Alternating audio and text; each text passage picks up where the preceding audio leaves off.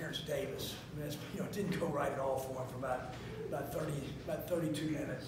Put him back in the game with 4 fouls. He had 11 late, made big plays. So that was a great road win for our team. Our team last year only got one of them. It was at Missouri in the SEC.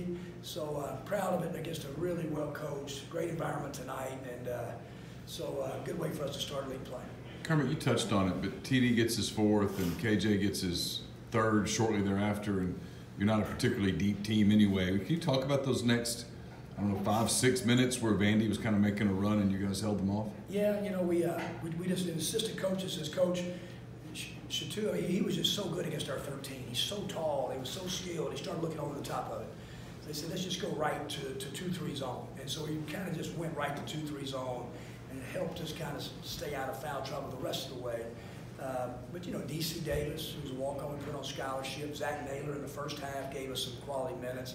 And we did. We just kind of held on. Brian really made some terrific plays. And I thought we ran good offense against man and zone during that stretch. Kermit, what were your comments to Terrence when he had to play with 4 fouls for so many minutes? It was just when it's about 8 minutes to go. I can't remember when we put him back in. I didn't say anything. We talked about the other day when we were playing Florida Gulf Coast, where I put him back in the first half, see if he could play with 2 or up, and he made just a silly foul. And I thought he really stayed within himself, and guarded, and he just reaches, but he just did what a guy should do that scored that many points and has started this league for nearly 3.5 years. Is there anything in particular? 13 lead changes tonight. What did you do to finally sort of take control and get to the end of the game then? I tell him I have to watch the tape. I don't think I think our 2-3 zone was good. Terrence kind of helped separate the game a little bit with some big shots. We ran some set plays for Brian, kind of just dribble penetration. He got to the lane. The biggest thing is we really got stops in our 2-3 zone. We really did. We got stops in our 2-3 zone, and finally, to a point, we rebounded the ball out of it. In the short time you've coached him, how have you seen Brian, evolve as a scorer? Yeah, he was a talented guard when Andy coached him, and so he's a real talent. He's a compact guard, and I said it. I think he's as talented as any guard in our league. I've said that for a while now. He's got to guard better, but I tell you what he can do now. He is so athletic at the rim, and he's got one of the best mid-range games in college basketball. When he jumps up, he jumps. He's got that old school mid-range jump shot, and so he can score at all 3 levels. He's powerful. He's a good player. Coach, no field goals for Vanderbilt in the last 3:46 of the game. What do you like about your defense most in that last little bit to keep them from scoring? The biggest thing is we got the shooters. We recognized shooters. We didn't get to Ryan a couple of times, and boy, he just snaps it off so quick. The biggest thing is we started rebounding long rebounds. They shot threes. We chased some balls down during that period of time. We didn't give many second shots. Kermit, you won here obviously recently. What do you think your comfort level? Do you think that had an effect on you just having won here before?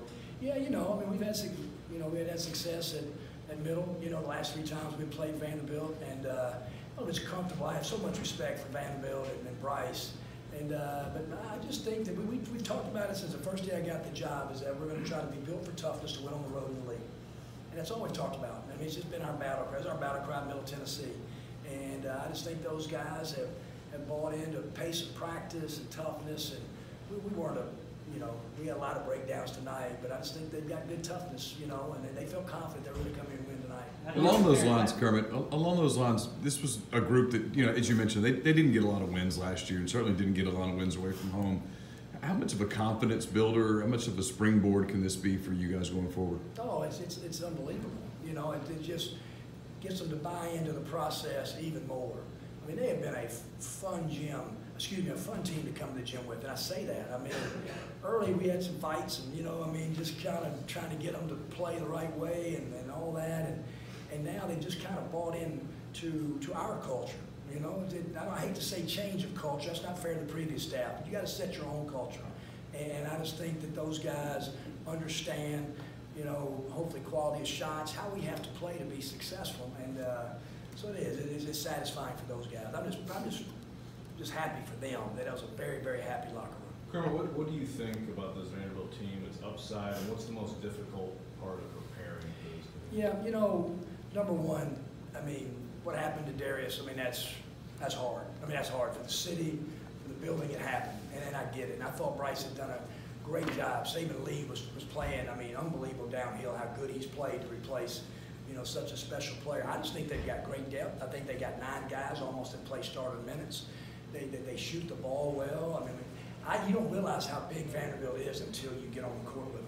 I mean, just how big Toya, I forgot about how big. So I just think they've got great length, and I think they'll have a lot of success in this league. I really do. Along those lines, how did you think y'all fared in the post, particularly defensively? Yeah, early on, not great, you know, but I thought we settled in better, and our zone helped us. I thought Dom really made some verticality plays at the end without fouling. He's such a big guy, and I thought that was a big part of just kind of protecting the arm. Is there a downside to Vandy using that length, that size, or in this league you have to have it, use it if you have it? Yeah, I don't think there's any downsides. I think Toya's a good athlete that can guard. You know, Bria Tyree's a tough matchup for everybody. He is. You know, now you get some 6'6", 6'7" guys guarding him as compact he is. That's a tough matchup for a lot of people. But no, I don't. I think they're all athletic. I think they play hard.